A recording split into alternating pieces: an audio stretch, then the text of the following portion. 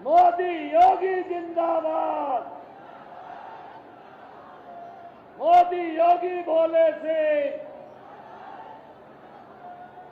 सब लोग अपने स्थान पर बैठ जाएं।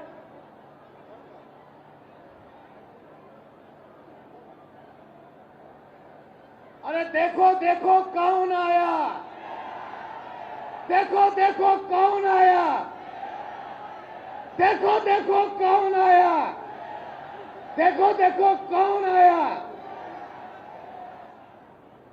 मित्रों, हम सब लोगों के बीच में पूज्य योगी आदित्यनाथ जी उपस्थित हैं। हम सब लोग अपने हृदयांतन से उनका हार्दिक अभिनंदन और वंदन करते हैं और आमंत्रित करते हैं उत्तर प्रदेश के विधानसभा के अध्यक्ष। मैं आमंत्रित करता हूं आदरणीय देवेंद्र सिंह जी भोले को, जो हमारे यशस्वी प्रत्याशी हैं, सांसद हैं, उनको आमंत्रित करता हूं कि वो आए और मन से अपने ओजस्वी विचारों से हमको अवगत कराएं। आदरणीय मां उस्मानिया देवी के चरणों में नित्य का नमन करता हूं। पूज्य माता जी पिताजी के चरणों में नित्य का नमन करता हूं। और आज हमारे बीच में भारत की संस्कृति, भारत की परंपरा, भारत के सनातन की अगुवाई करने वाले ऐसे श्रद्धेय योगी जी का आशीर्वाद हम सबको मिलने वाला है।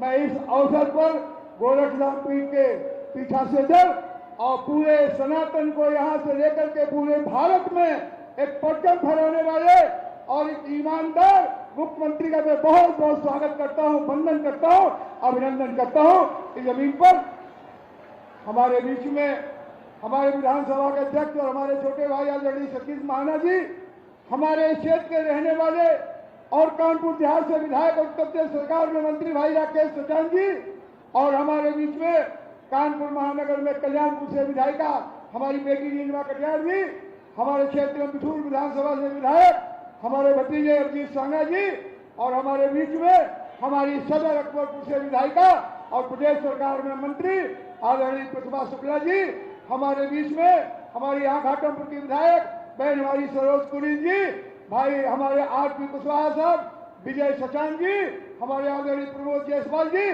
जो हमारे श्री प्रकाश जायसवाल के भाई हैं, जिन्होंने आज कांग्रेस पार्टी छोड़ करके हम सबको आशीर्वाद देने आए, आदरणीय प्रकाश जायसवाल जी, आदरणीय रमेश यादव जी, और मंच पर उपस्थित सभी सम्मानित हमारे नेतागण, हमारी बहनें और यहाँ उपस्थित सभी अकबरपुर लोकसभा के सम्मानित बुजुर्ग माता और बहनों, जिनके चरणों में नमन करता हुआ नौजवानों को शुभकामनाएं देता हूं कि भारत के विकास में श्रद्धेय योगी जी ने उत्तर प्रदेश में न छाछ न लस्सी 80 सीटों का जो जीतने का रखा है, उसमें एक कड़ी जोड़ने का काम मेरे मित्रों हमारे नौजवान यहाँ के साथी करेंगे।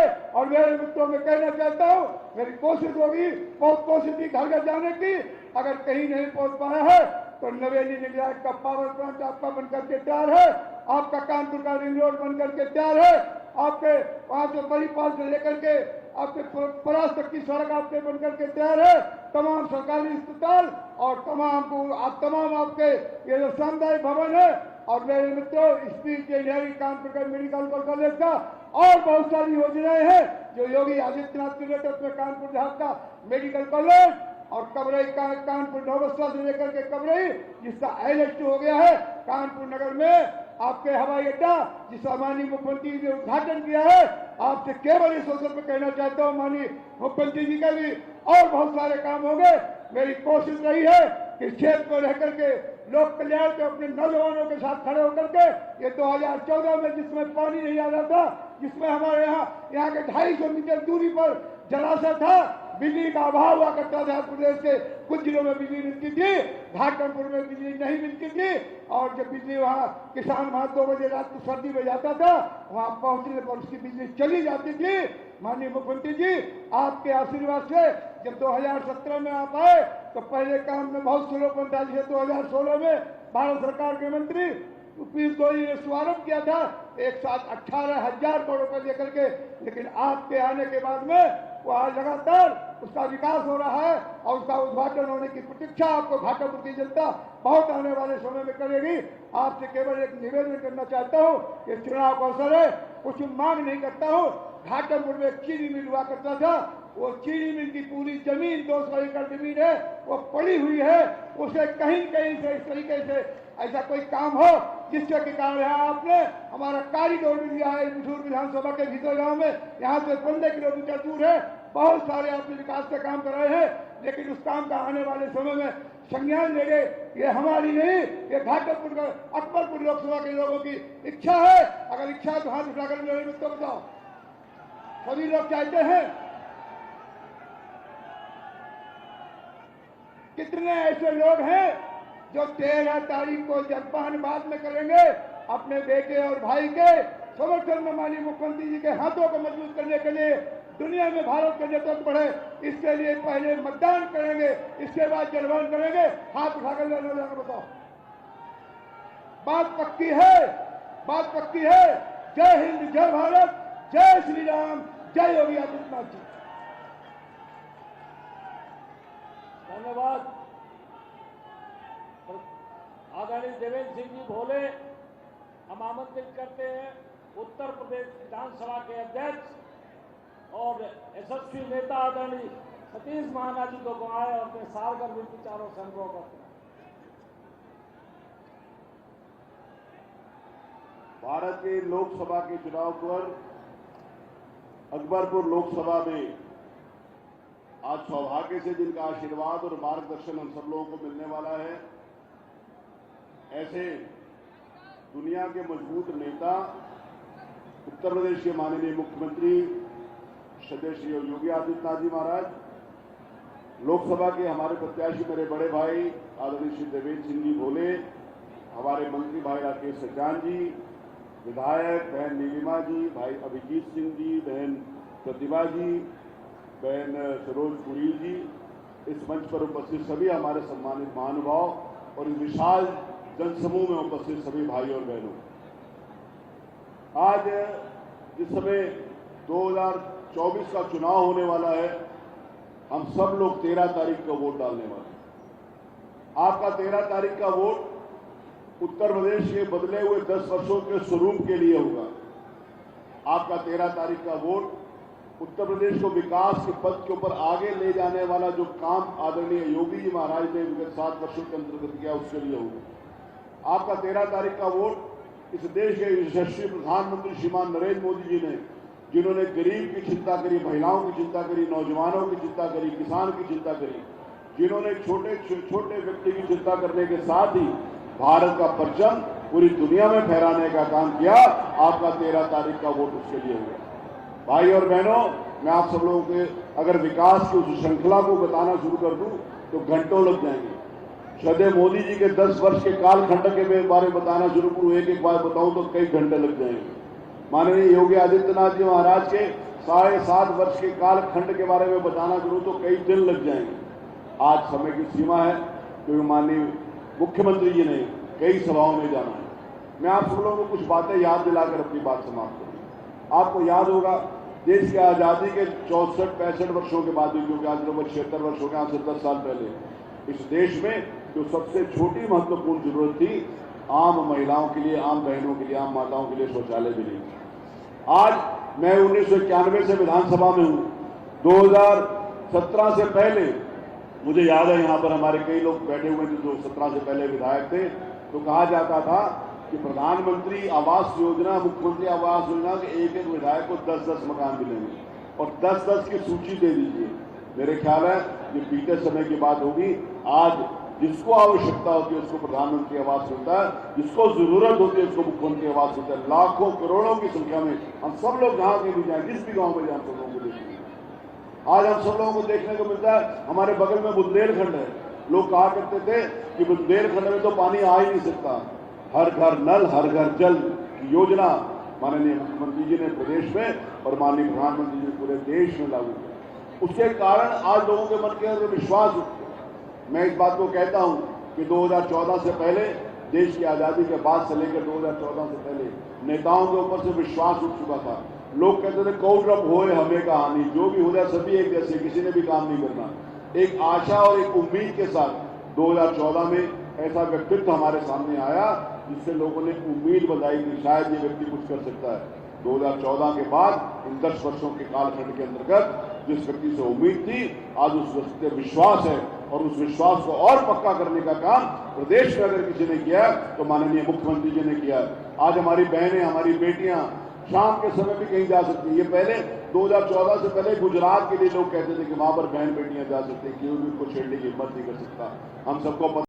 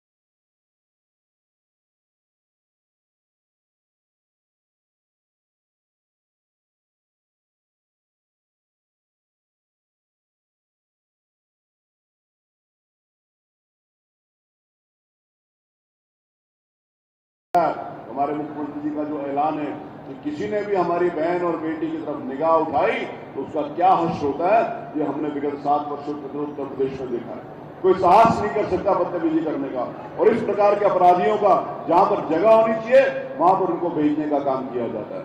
मैंने कहा ना कि मैं बहुत सारी बातें माननीय मुख्यमंत्री जी के उस 7 वर्षों के कालखंड के लिए और 10 वर्षों के कालखंड में माननीय मोदी जी का बताना शुरू करूंगा तो बहुत समय लगेगा। अभी 2-3 दिन पहले हम सब लोगों ने टीवी में देखा कि इंडिया अलायंस के नेताओं ने कहा, उनके कार्यकर्ताओं ने कहा भारत माता की जय का नारा नहीं लगाएंगे। अभी यहाँ पर दिनेश राय जी भारत माता की जय नारा लगा रहे थे, यहाँ पर जनता यहाँ पर इतनी बड़ी संख्या में उपस्थित है, भारत माता की जय नारा लगा। उन्होंने कहा ये क्यों नहीं लगाओगे? उन्होंने कहा क्योंकि भारतीय जनता पार्टी का नारा है, ये बीजेपी की सभा है। तो मैंने मान लिया कि भारतीय जनता पार्टी का नारा है, इसलिए भारत माता की जय लोग यहाँ पर लगा रहे हैं। लेकिन मैं याद दिलाना चाहता हूं कि इस देश की आजादी का अगर एक नारा था वो भारत माता की जय का था।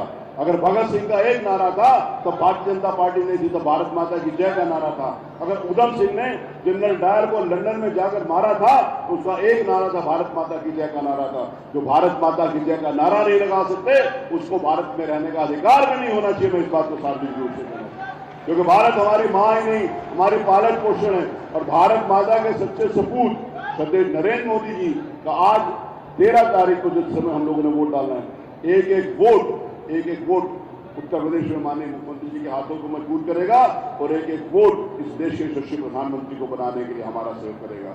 13 तारीख को हम लोग ज्यादा से ज्यादा संख्या में निकले। मैं सिर्फ यही निवेदन करना चाहता हूं, हम सब लोग बहुत मेहनती हैं, बहुत मेहनत कर रहे हैं। हम सबको मालूम है कि अकबरपुर लोकसभा हमने पिछली बार जितने वोटों से जीती थी उससे ज्यादा वोटों से हमारे को जीतनी है। तो ज्यादा वोटों से तब जीत पाएंगे जब हम घर से बाहर निकलेंगे और अपने क्षेत्र में सभी लोगों को ले जाकर पोलिंग बूथ के ऊपर जाकर खड़ा कर देंगे।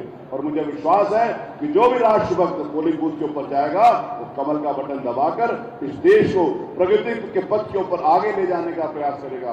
जो संकल्प माननीय प्रधानमंत्री ने 2047 का लिया, देश की आजादी के 100 वर्ष पूरे होने का, आपका वोट उसके लिए होगा, आपका वोट इस विकास के लिए होगा, तो आपका वोट सुरक्षा के लिए होगा और आपका वोट इस प्रगतिशील प्रदेश को आगे बढ़ाने के साथ इस देश के गौरव को आगे बढ़ाने के लिए होगा।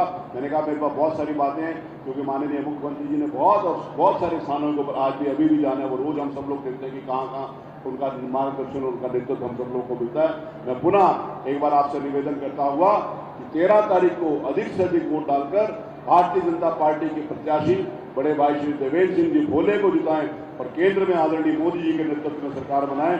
बहुत बहुत धन्यवाद। भारत माता की, भारत माता की, भारत माता की। दोनों हाथ उठाकर नारा लगाएंगे, भारत माता की, भारत माता की, भारत माता की। मैं आमंत्रित करने जा रहा हूं ऐसे तपस्वी का, गोरक्ष पीठाधीश्वर पूज्य योगी आदित्यनाथ जी को सुनने के लिए हम इतनी दूर दूर से आए हैं कि वो आए और अपने ओजस्वी सारगर्भित सनातनी भाषा के द्वारा हम सब लोगों को अनुरोध करें। पूज्य योगी आदित्यनाथ।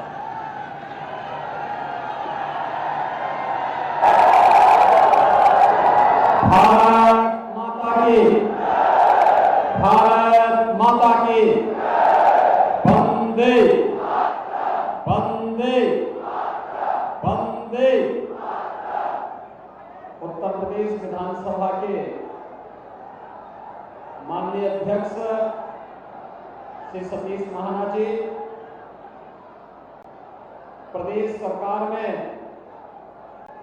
मंत्रिमंडल के मेरे सहयोगी मंत्रीगण श्री राकेश सजान जी, श्रीमती प्रतिभा शुक्ला जी, माननीय विधायकगण श्रीमती नीलिमा कटियार जी, श्री अभिजीत सिंह सांगा जी, श्रीमती सरोज कुरीन जी, जिला पंचायत अध्यक्ष श्रीमती स्वप्निल वरुण जी,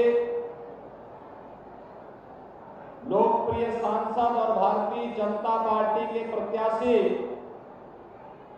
श्री देवेंद्र सिंह भोले जी, पूर्व मंत्री श्रीमती अरुणा कोरी जी,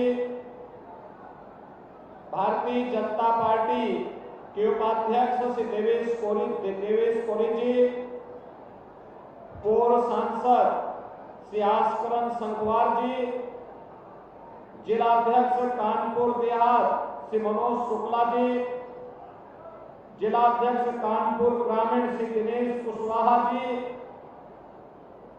आज के इस कार्यक्रम में उपस्थित पूर्व विधायक शिवेंद्र पासवान जी, राम प्रकाश कुशवाहा जी, पूर्व विधायक श्री विजय सचान जी, ब्लॉक प्रमुख रमेश यादव जी, प्रमोद जायसवाल जी, भारतीय जनता पार्टी के और सहयोगी दलों के सभी पदाधिकारीगण, भारी संख्या में घाटमपुर और बिठूर से उपस्थित अकबरपुर लोकसभा क्षेत्र से जुड़े हुए मेरे सभी उपस्थित बहनों और भाइयों, इस पावन धरा को, जिस पावन धरा में मां कुष्मांडा देवी की कृपा और दुर्वासा ऋषि की तपोभूमि होने का सौभाग्य जिस पावन धरा को प्राप्त हुआ हो, अनेक स्वतंत्रता संग्राम सेनानी और क्रांतिकारियों को जिस धरा ने जन्म दिया हो, ऐसी पावन धरा को कोटि कोटि नमन करते हुए मैं आप सबका हृदय से अभिनंदन करता हूं, स्वागत करता हूं। बहनों और भाइयों, लोकसभा चुनाव 2024 3 चरणों के चुनाव संपन्न हो गए हैं और चौथे चरण में आपको भी मतदान करना है। अब तक लोकसभा 2024 के आधे चुनाव संपन्न हो चुके हैं। तस्वीर और रुझान इस बात को बताते हैं कि पूरे देश के अंदर एक ही आवाज है कि फिर एक बार और अब की बार 400 पार।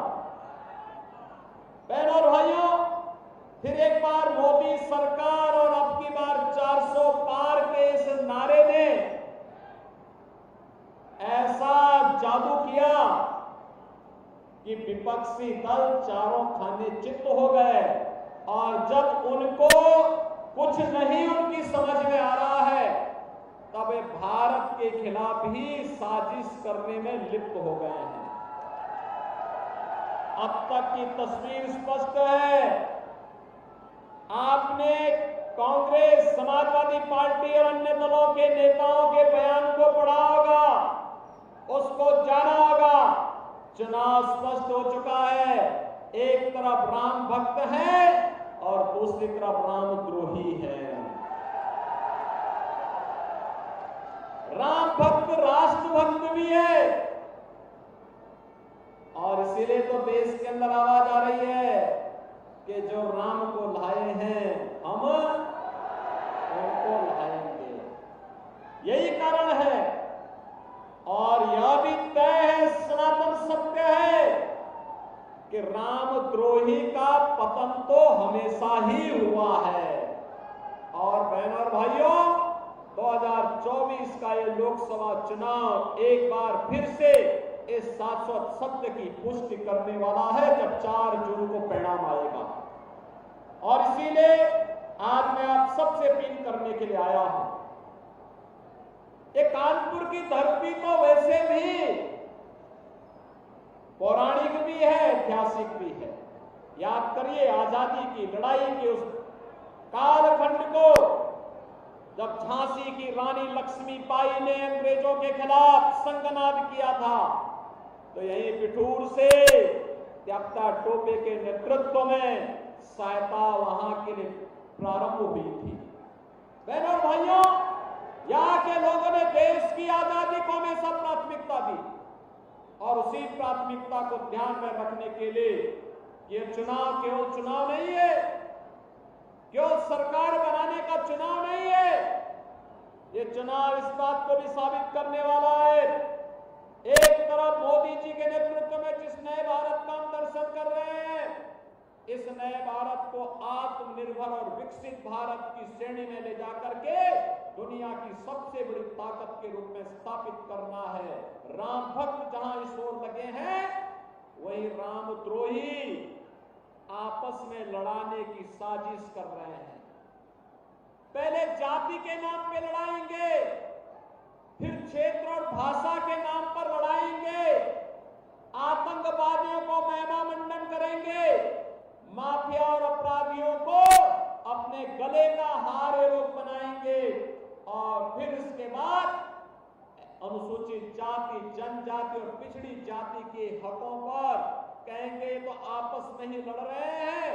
जब तक इनका मामला ठीक नहीं होता तब तक इनके अधिकारों को हम अल्पसंख्यकों को दे देते हैं और यह काम कांग्रेस यूपीए गवर्नमेंट के समय कर चुकी है।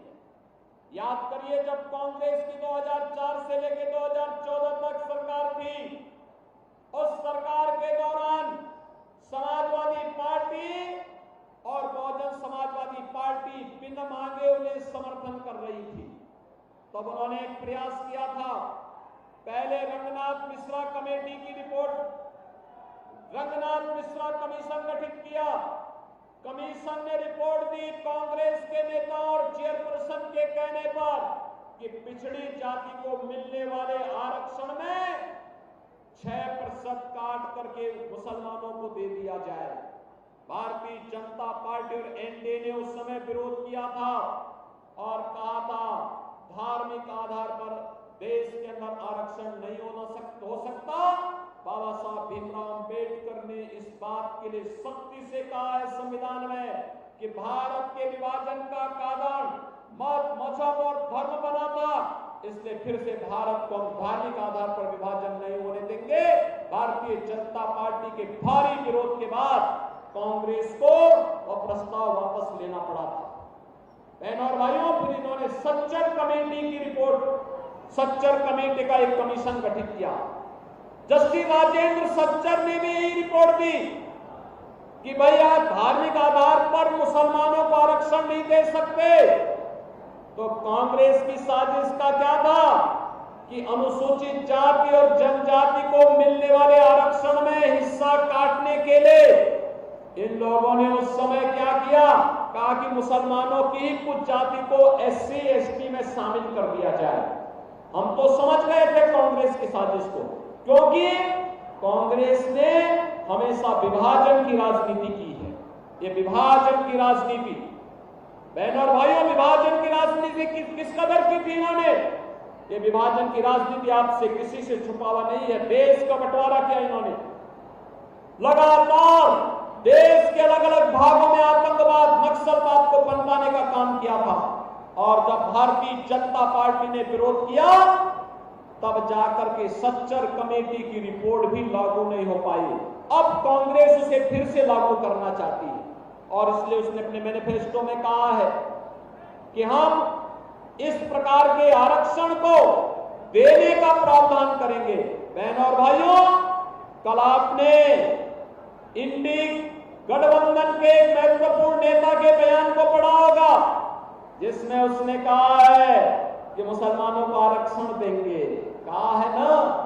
बहनों और भाइयों, ये क्या साबित करता है कि देश के खिलाफ साजिश कर रहे हैं एक तरफ, और दूसरी तरफ मैं आपसे पूछना चाहता हूं, बहनों और भाइयों, आपने देखा होगा परम राम भक्त उत्तर प्रदेश के पूर्व मुख्यमंत्री सरदेव कल्याण सिंह जी का निधन हुआ। समाजवादी पार्टी ने एक शब्द नहीं कहे, संवेदना का एक भी शब्द उनके पास नहीं था। और बहनों और भाइयों, ये समाजवादी पार्टी और कांग्रेस के लोग जब प्रयागराज में राज्यपाल की हत्या हुई थी, तब भी इनके पास संवेदना के शब्द नहीं थे। केंद्र में कांग्रेस थी, प्रदेश में समाजवादी पार्टी थी। ये जो नापाक गठबंधन है, स्वार्थी गठबंधन है, तब भी था। उमेश पाल की हत्या हुई प्रयागराज में, हम लोगों ने तब भी कहा था एक गरीब के बेटे को, एक पिछड़े के बेटे को अगर किसी ने मारा है तो माफिया मिट्टी में मिलेगा। और बहनों और भाइयों, माफिया मिट्टी में मिला। और साथ साथ आपने इनके चरित्र को देखा होगा, जो सरदेव कल्याण सिंह जी को श्रद्धांजलि नहीं देती जो समाजवादी पार्टी और जो कांग्रेस, वो माफिया के घर फातिया पढ़ने के लिए गए थे। आपने देखा ना इनका। आप सोचो, आपके प्रति इनकी संवेदना नहीं, इनकी संवेदना माफिया के प्रति है, इनकी संवेदना रामद्रोहियों के प्रति है। और इसीलिए हम आपको सावधान करने के लिए आए हैं। ये चुनाव भारत को बनाने का चुनाव है। आपका एक वोट नए भारत का दर्शन करा रहा है। 2014 में आपने मोदी जी के समर्थन में अपना मत दिया, आपका वोट पड़ा, परिणाम हम सबके सामने है। एक नया भारत दुनिया में सम्मान प्राप्त कर रहा है, देश की सीमाएं सुरक्षित है, आतंकवाद और नक्सलवाद समाप्त हुआ है और विकास के बड़े बड़े कार्य भी हो रहे हैं। मुझे बताया गया, यहां पर पहले भी बताया गया था और हम सर्वे भी करा रहे हैं कि अगर यहां पर गन्ने की गुंजाइश होगी तो चीनी मिल लगाने की जो कार्रवाई हमारी सरकार ने प्रारंभ किया है, हम जरूर इथेनॉल और शुगर कॉम्प्लेक्स की इस व्यवस्था को सर्वे की रिपोर्ट आने के साथ ही इस कार्यक्रम को आगे बढ़ाएंगे। और बहनों और भाइयों, ये विकास आज जो डिफेंस कॉरिडोर के रूप में हो रहा है, समाजवादी पार्टी और कांग्रेस के समय में तमंचे बिकते थे, यहां आज तोपें बनेंगी देश की सुरक्षा के लिए। आज तोप बनेगी यहां पर। महाना जी उस समय औद्योगिक मंत्री थे जब डिफेंस कॉरिडोर का हम लोगों ने शिलान्यास कराया था प्रधानमंत्री जी से। आज यहां पर बनी हुई तोप जब सीमा पर गरजेगी तो कानपुर का भी नाम उसमें आएगा, उत्तर प्रदेश का भी नाम आएगा। और जब दुश्मन देश के लोग धराशायी होंगे तो उसके साथ भारत माता की जयकारा के साथ आपका भी नाम आएगा, आपके क्षेत्र का नाम भी आएगा कि वाह, ये यूपी के डिफेंस कॉरिडोर में बनी हुई तोप है, वहां बना हुआ गोला है। अभी पिछले दिनों तो मैं आया था ना आपके यहाँ पे, एक कारखाने का उद्घाटन करने के लिए मैं आया था यहाँ कानपुर में, और उस समय हम लोगों ने यहाँ पे जो गोला बारूद तैयार होता है, आज वो केवल भारत के लिए नहीं दुनिया को जा रहा है कानपुर में बना हुआ गोला बारूद। और बहनों और भाइयों, ये केवल भाजपा कर सकती है। और गरीब कल्याणकारी की बात तो क्या, कितनी योजनाएं बनी है, राशन फ्री, उपचार फ्री, बेटी की शादी के लिए पैसा दिया जा रहा है, बेटी के जन्म लेने से लेकर के स्नातक तक की पढ़ाई फ्री, उसको अलग से अनुदान भी देने की व्यवस्था कर दी गई है। और बेटी और व्यापारी की सुरक्षा की पुख्ता व्यवस्था करने के साथ साथ आज सरकार ने यह भी व्यवस्था कर दी है कि अब व्यापारी से कोई रंगदारी नहीं वसूली कर सकता, बल्कि व्यापारी को पीएम स्वनिधि योजना के साथ जोड़ करके आर्थिक स्वावलंबन की ओर अग्रसर किया जा रहा है। बहनों और भाइयों, मैं आज आपका आह्वान करने के लिए आया हूं, जो लोग देश का विभाजन करने के जिम्मेदार हैं, वे आगे भी आपको जाति के नाम पर बांट करके फिर से देश के अंदर उस प्रकार का माहौल पैदा करने का प्रयास करेंगे। लेकिन हमें तो मोदी जी के नेतृत्व में नए भारत को आगे बढ़ा करके आत्मनिर्भर और विकसित भारत बनाना है। और मैं पूछना चाहता हूं, क्या ये कांग्रेस और सपा के लोग अयोध्या में राम मंदिर का निर्माण कर पाते क्या? क्या कर पाते क्या? माफियाओं से और आतंकवादियों से लोग निपट पाएंगे क्या? जयापाल और राजूपाल की पत्नी को, पूजा पाल को क्या ये लोग न्याय दिला पाते क्या? बहनों और भाइयों, इनके बस का नहीं, ये सब माफियाओं के सामने घुटना टेकने वाले हैं। और आज सरकार कैसे माफिया को ठिकाने लगा करके उसके गले में तख्ती डालने के लिए माफिया मजबूर हो गया है। कहता साहब जान बकस दो बस एक बार, आगे से कोई भी ऐसा काम नहीं करूंगा जो व्यापारी और बेटी की सुरक्षा के लिए खतरा बन जाए। बहनों और भाइयों, प्रदेश की 25 करोड़ जनता की सुरक्षा की जिम्मेदारी हमारी है, और इसमें सेल लगाने की किसी को छूट नहीं देंगे। कितना भी बड़ा माफिया क्यों ना हो, अगर उसने सेल लगाई तो हम केवल रामलला को ही विराजमान नहीं करते, माफिया और अपराधियों की राम नाम सत्य है की यात्रा को भी निकालने की तैयारी करते हैं। और बहनों और भाइयों, इसीलिए आया हूं मैं आपसे कहने के लिए कि अकबरपुर एक तो नाम ही ऐसा है कि बार बार बोलने में भी संकोच लगता है। और इसलिए बहनों और भाइयों, मैं आपसे कहूंगा, ये चीज बदल लेगी। गुलामी के निशानों को समाप्त करना है, विरासत का सम्मान करना है, विकास की मुख्य धारा के साथ जोड़ना है। और उसी को जोड़ने के लिए आज हम लोग आए हैं। विरासत और विकास और गुलामी के चिन्हों को समाप्त करने का जो अभियान भारत के अंदर प्रारंभ हुआ है, हम भी अपने एक वोट से इसमें सहभागी बन सकते हैं। सहभागी बनेंगे? थोड़ा जोर से, जहां तक आवाज जा रही है वहां तक। आप भी जो लोग बाहर हैं, आप धूप में हैं, आपका अभिनंदन, लेकिन आप भी मुझे बताइए, और सड़क की तरफ भी जो लोग हैं वे लोग भी मुझे बताइए, सभी लोग सहमत है ना? विरासत और विकास साथ साथ चलेगा, गुलामी के अंशों को समाप्त करेंगे ना, तो फिर ये मोदी की गारंटी है, ये होकर रहेगा। और इसीलिए 13 मई के लिए अभी से आप भी भोले बन जाइए।